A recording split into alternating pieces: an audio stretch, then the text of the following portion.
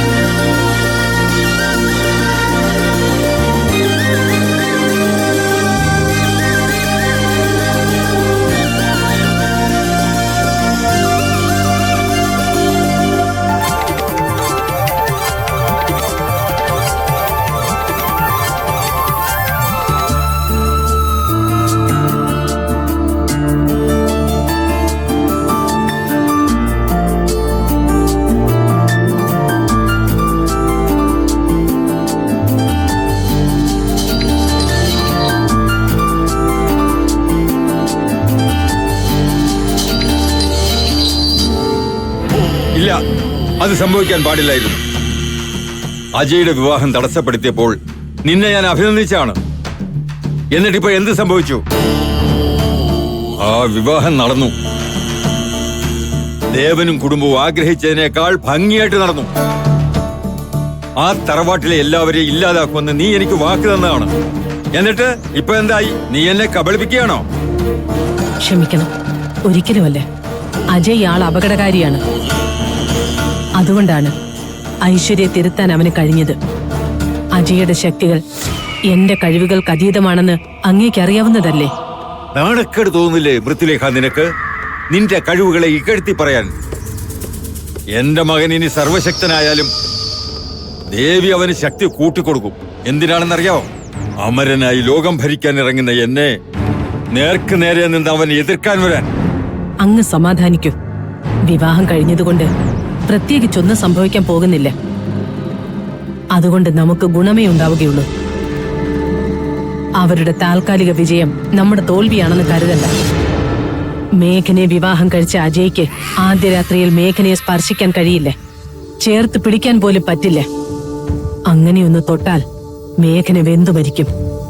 മകളുടെ മുറിയിൽ പുതുതായി വന്ന മരുമകൻ മകളെ കൊന്നിട്ടിരിക്കുന്നത് കണ്ടാൽ ആ കുടുംബത്തിന് ഏൽക്കുന്ന പ്രഹരം എത്ര വലുതായിരിക്കും.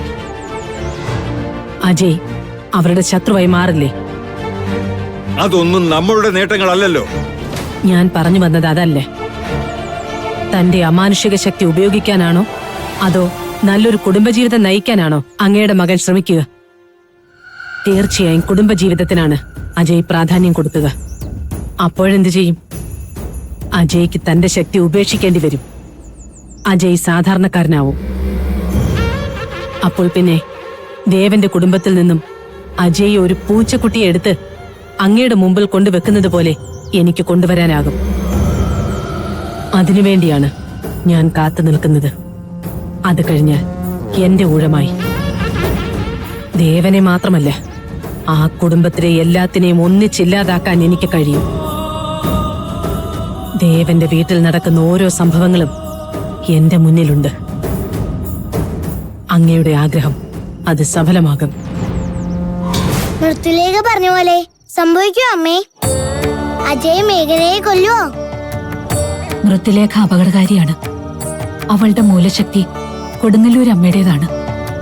നന്മ മാത്രമായിരുന്ന ആ ശക്തിയെ തിന്മയാക്കി മാറ്റിയത് ത്രിവിക്രമനാ. അയാൾ അവളുടെ ശക്തി വർദ്ധിപ്പിച്ചു. മൃത്യുലേഖ കോപാകുലയായാൽ അവളുടെ ശക്തി 1000 മടങ്ങ് വർദ്ധിക്കും. അതിനെ എതിർക്കുന്നത് മനുഷ്യസാധ്യമല്ല. അപ്പം മേഘന കൊല്ലപ്പെടുവോ? നിശ്ചയമില്ല. ഒരു കാര്യം സത്യമാണ്, മരണത്തെ ഭയന്നുകൊണ്ട് ജീവിക്കാൻ പറ്റില്ല. അങ്ങനെ ജീവിക്കുന്നതിൽ അർത്ഥവുമില്ല. നാഴികയും വിനാഴികയും അടക്കം എല്ലാവരുടെയും ആയുസ് എഴുതപ്പെട്ടിട്ടുണ്ട്. ഏത് വഴിക്ക് തടയാൻ ശ്രമിച്ചാലും വന്നെത്തേണ്ട സമയത്ത് മരണം വന്നിരിക്കും. കുട്ടി സങ്കടപ്പെടണ്ട. മേഘനയുടെ ആയുസിനെ കുറിച്ച് നമുക്കറിയില്ലല്ലോ. അപ്പൂസിനെ അമ്മയെ രക്ഷിച്ച പോലെ മേഘനയെ ഈ ആപത്തിൽ നിന്ന് രക്ഷിക്കാൻ നമുക്ക് പറ്റില്ലേ? നമുക്ക് അസാധ്യം. പക്ഷേ ഭഗവതിക്ക് അത് സാധ്യം. നമ്മളിപ്പോ ഈ തറവാടിന്റെ കാവൽക്കാരാ. ആത്മാക്കൾ കാവൽ നിൽക്കുകയാണെങ്കിൽ ഒരാൾക്കും ഇതിനകത്തേക്ക് കാലെടുത്ത് വെക്കാൻ കഴിയില്ല എന്നാണ് പറയുന്നത്. പക്ഷേ ഗതിയില്ലാതെ അലയുന്ന നമുക്ക് ആ ശക്തി കിട്ടിയിട്ടില്ല.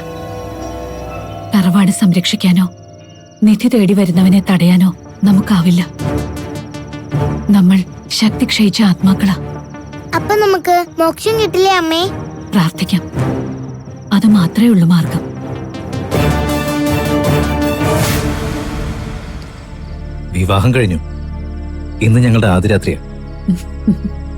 എനിക്കെന്റെ ഭാര്യയുടെ അടുത്തേക്ക് പോവാൻ അനുവാദം വേണം.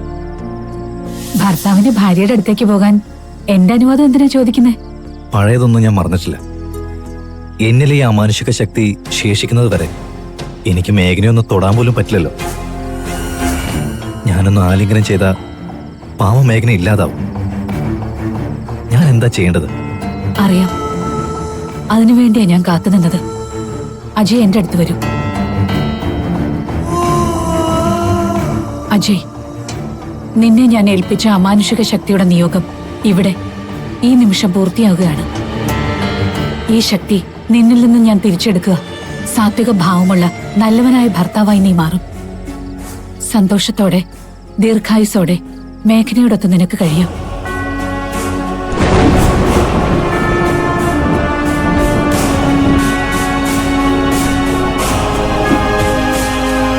അജയന്റെ ശക്തി ഞാൻ തിരിച്ചെടുത്തു കഴിഞ്ഞു. ഇനി അജയ്ക്ക് പോവാം. ചെയ്ത സഹായങ്ങൾ ഒരിക്കലും മറക്കാൻ പറ്റില്ല. ആപത്തുകൾ ഇനിയും ഉണ്ടാവുമെന്ന് എനിക്കറിയില്ല. പക്ഷെ ഉണ്ടാവുമ്പോ ഞാൻ ആദ്യം ഓർക്കുന്ന പേരും രൂപവും ഇത് തന്നെയായിരിക്കും. അജയ്, നീ നല്ലവനാ. സുന്ദരമായ ഒരു ജീവിതം നിന്റെ മുമ്പിലുണ്ട്. ചെല്ലു.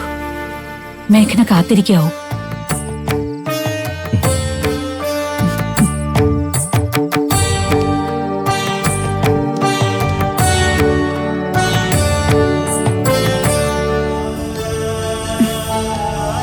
താനെന്താ സ്വപ്നം കാണാണോ?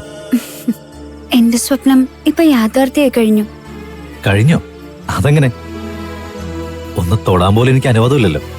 തൊട്ടാ മേഘനയ്ക്ക് പൊള്ളലേക്കില്ലേ? ഏൽക്കും. ഏറ്റോട്ടെ. ഞാനിപ്പോ അജയുടെ ഭാര്യയാണ്. എന്റെ ജീവിതത്തിലെ ഏറ്റവും സന്തോഷിക്കുന്ന നിമിഷങ്ങളിലാ ഞാനിപ്പോ.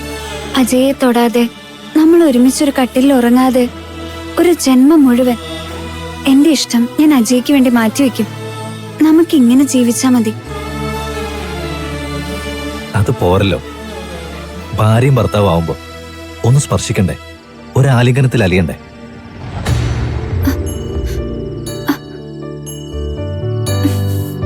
അജയ്, എനിക്ക് പൊള്ളുന്നില്ല. ഇതിപ്പോ എങ്ങനെ? എനിക്ക് അനുഗ്രഹം കിട്ടി. ആ ശക്തി എനിക്ക് നൽകിയ ആള് തന്നെ അത് തിരിച്ചെടുത്തു. ഇപ്പൊ ഞാനൊരു സാധാരണ മനുഷ്യനാണ്. ഇനി നമ്മുടേത് ഒരു സാധാരണ ജീവിതമായിരിക്കും. സാധ്യമല്ല.